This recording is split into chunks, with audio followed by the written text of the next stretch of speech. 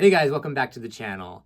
Today I'm going to talk about buying my house and basically how I lost money on it, but why I would still do it again. Recently I got curious. I bought my house a little over 5 years ago, and I just wanted to do a back of the envelope calculation on how much I've made, what the valuation of my house is now, versus how much I could have made if I had just invested in the market. I just wanted to do a very quick calculation of this. So it's not perfect. Long story short, I would have definitely been better off if I had just invested it in the stock market. But I'm going to go through why I think I would have still bought the house, and why, it could have turned out differently had the markets been slightly different. But first, let me just go over the basic calculation. So, when I bought my place, it was early 2020, so right before the pandemic. And I live in Los Angeles. And so I bought in an area that, had relatively low prices compared to the general market.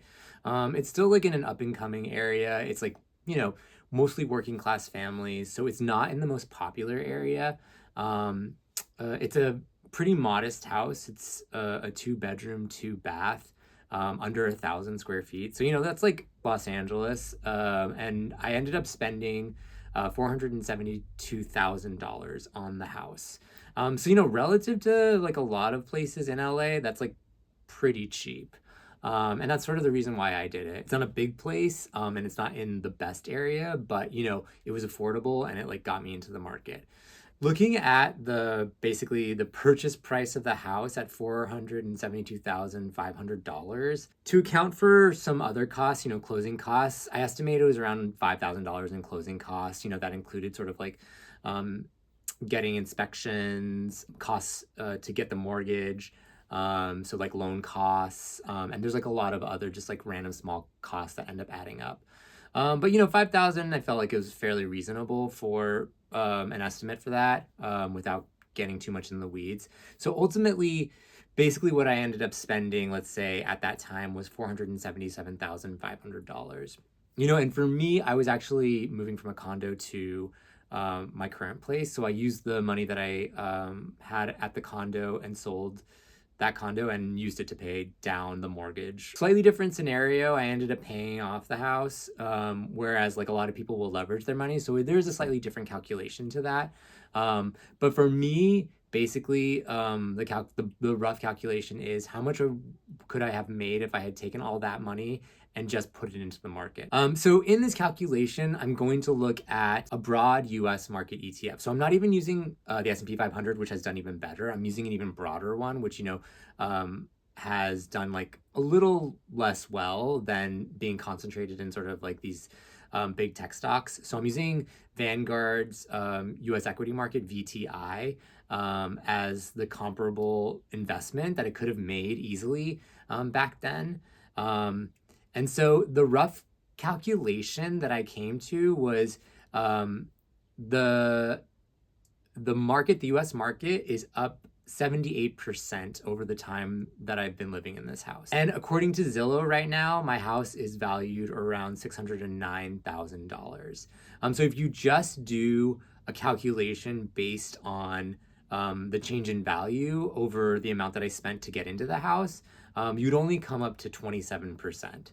That's a pretty staggering difference between the two investments. If I were purely going off of that, it seems like a no-brainer that I would have wanted to invest in the stock market rather than investing in a house. So I say this because I think a lot of people get hung up on trying to buy a house.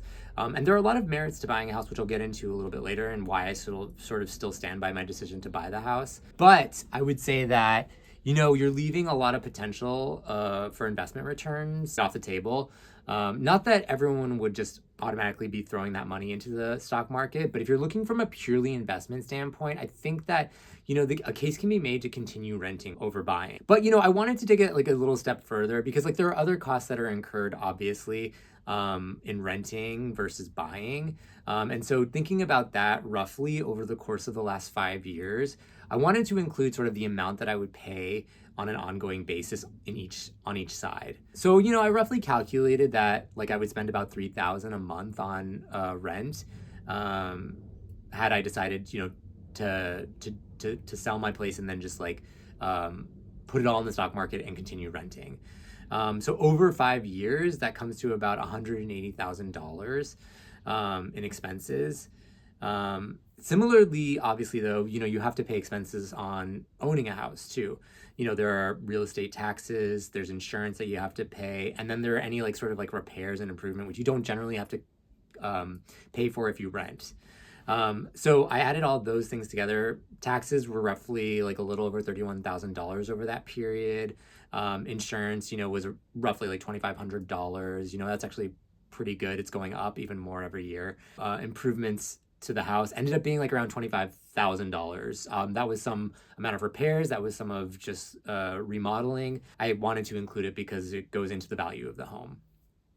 So ultimately, when I looked at the rate of return, less sort of all of these different expenses, if I had invested in the stock market and continued renting, my sort of net proceeds would be $670,000 about.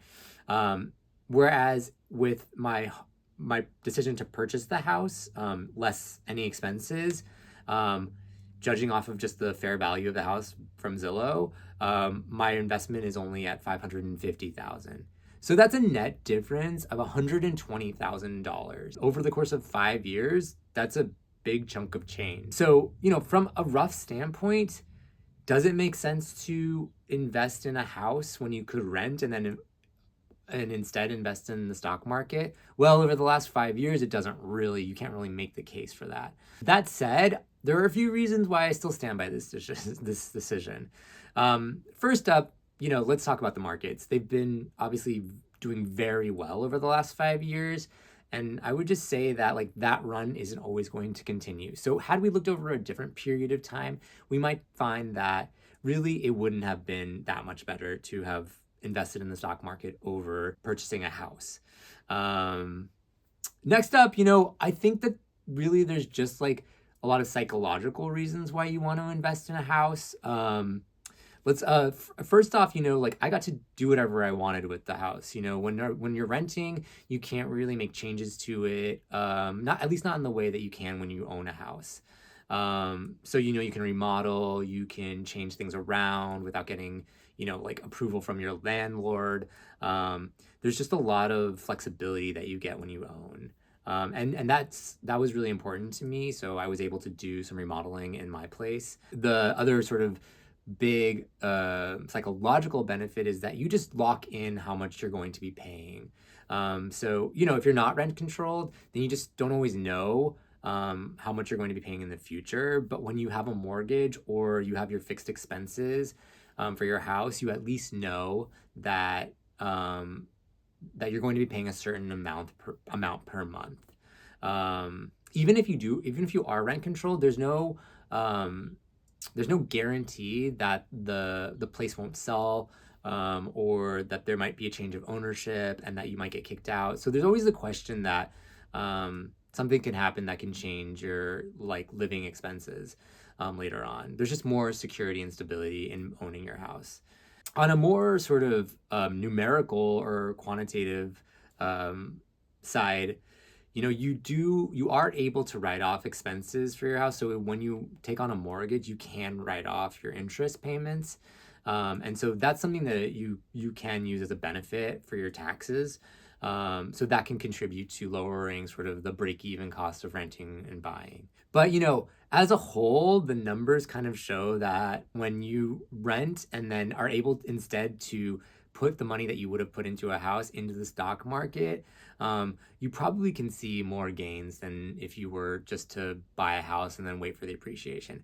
I think there's just generally a misconception from our parents' generation that the real estate market is really healthy and grows a lot, but really real estate only grows by like 3% a year compared to, you know, 8 to 10% in the equity markets. So I think it's important to keep that in perspective.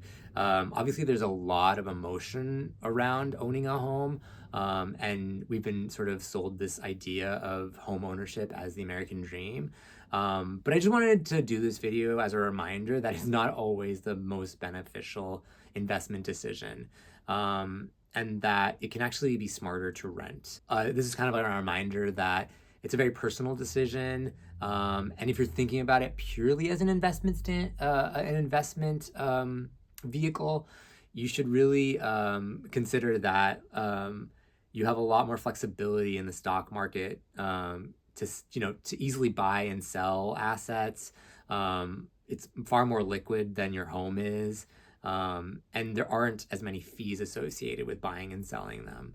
If you're still in the sort of renting space, like, don't beat yourself up about it. It's honestly sometimes a better decision financially. So, I would just say, do what's right for you. If you want to own a home, there are sort of like psychological and emotional benefits to it, I think. But do it when you're sort of at a place financially where the emotional advantages far outweigh sort of like any sort of financial disadvantages to buying over renting.